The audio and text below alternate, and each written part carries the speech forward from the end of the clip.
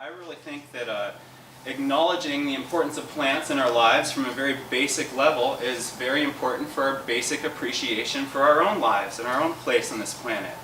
We definitely need to recognize that the long relationship between people and plants is all related to seed saving and cultivation. So plants look the way they do today because they evolved with people and they evolved with other animals. So it's not like plants aren't independent from us. We are directly related to their cycles. And so participating in those cycles is really, really important for the progress of ecosystems and evolution in general, or spirituality in general.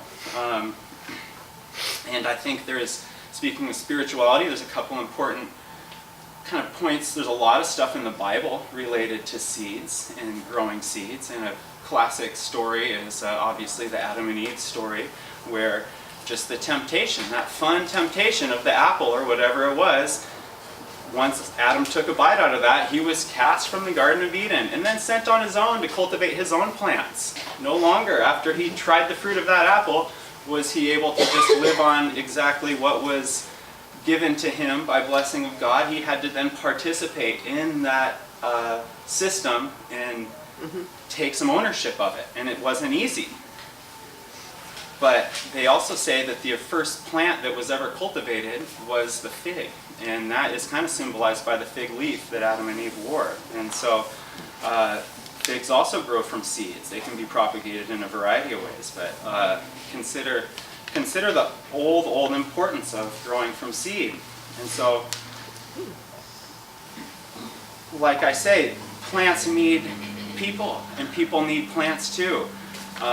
And we can start even further back than Adam and Eve. We can go to Genesis in the Bible and say that God commands earth to bring forth herb yielding seed after his kind, and the tree yielding fruit, whose seed was in itself after his kind. And God saw that it was good.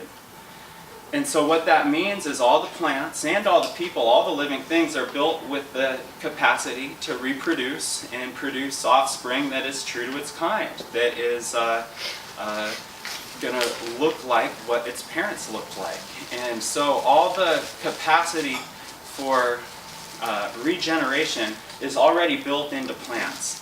And so our ability to interpret and understand that ability is what makes us good gardeners. And I argue strongly that when, as gardeners or scientists, we kind of move away from this innate ability of plants to reproduce on their own, we kind of leave this path that God said was good.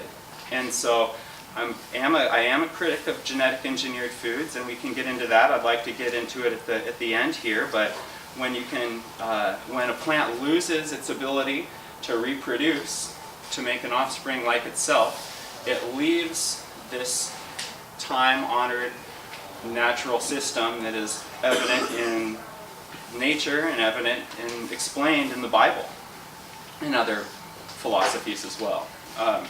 So anyway, we grow plants for fun. You can take a dandelion and see it in seed and pick it up, and it's this beautiful globe of white seeds. And what do you want to do with that seed? You want to imagine you're a child and blow on it and watch the seeds go everywhere, and it's fun. It's very, very playful. It's kind of it's a very base emotion. So they appeal to our base emotions of fun. Not to mention they all look different. All the seeds really are very different from each other. So just getting to see those seeds is something that piques curiosity. And we know from a lot of our favorite foods that they can be very good to eat as well. So a lot of the seeds we like, even cilantro we like as a leaf, but that'll become coriander when it starts making seed. Delicious seed to eat. Dill and fennel look kind of alike, but you can eat the leaves too, but when they make seed, the characteristics change a little bit and also become very good for seed.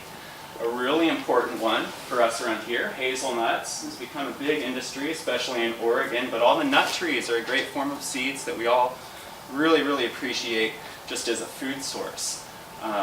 Real quick, they say of all the American foods grown in the United States in history, if you made a big pile of all the foods ever grown in the United States, what pile of food would be the biggest? Would it be corn? Would it be rice? What food crop would make the biggest pile if you looked at all the food ever grown in the United States? Anybody have a guess? Wheat. Sugar beets, wheat, alfalfa, soy. They say it's acorns. Acorns. Really? Acorns, and we don't really eat them that much these days, really because they require a little bit of processing, but the native people, especially in California, relied really heavily on acorns.